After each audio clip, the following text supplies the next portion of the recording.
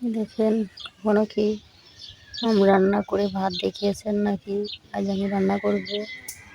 এভাবে কুটে নেব। দেখেন এভাবে কাটতে হবে চিকন চিকন করে। এভাবে পিয়ে কয়টা বের করে ফেলতে হবে।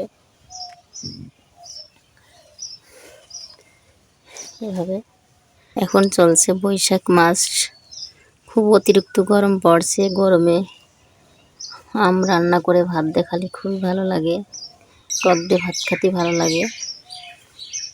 এভাবে রান্না করে ভাত দেখাতে হবে। দেখেন আমগুলো কাটা হয়ে গেছে, চিকন চিকন করে কাটতে হবে। এবার আলু দিয়ে কেটে নেব।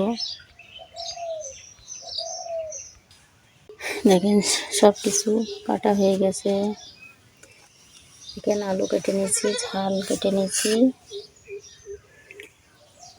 ছোটো মাছ হলে আরও ভালো লাগে।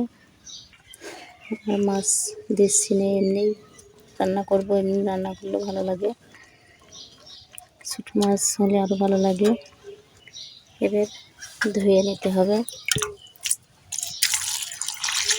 ভাতটা ধুয়ে কুটে নিয়ে ধুতে হবে।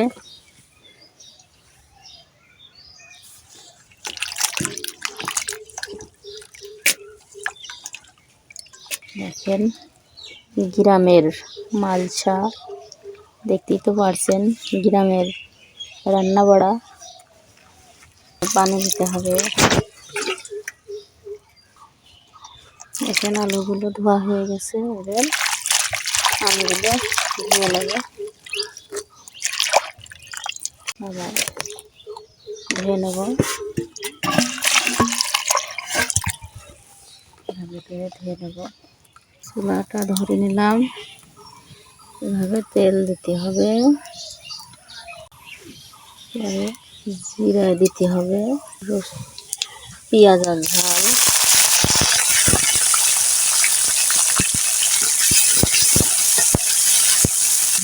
হলুদের গুঁড়া,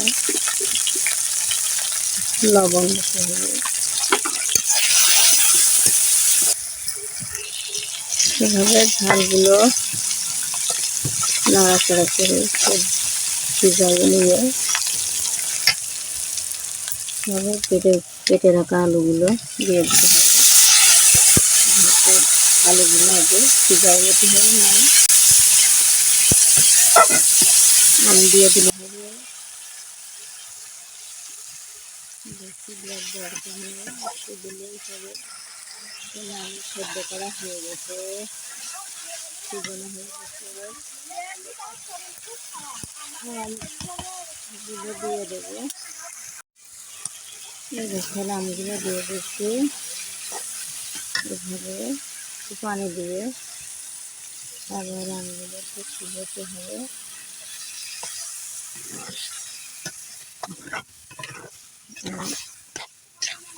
খুবই কষ্ট করে এক হাত দিয়ে ভিডিও করি, এক হাত দিয়ে আপনাকে দেখাই রান্না কুটা বাছা করে।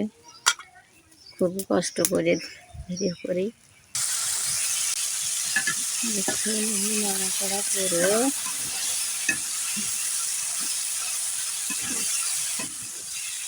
আলু দিয়ে আম চচ্চড়ি,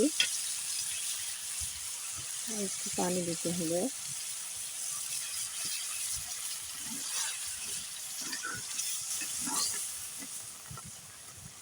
আমি নিজে একা একা ভিডিও করি।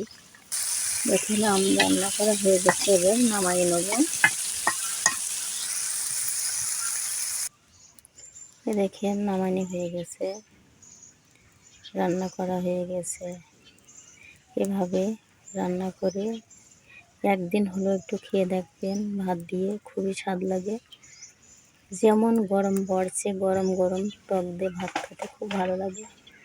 ভিডিওটা যদি ভালো লাগে আপনারা আমার সঙ্গে থাকবেন।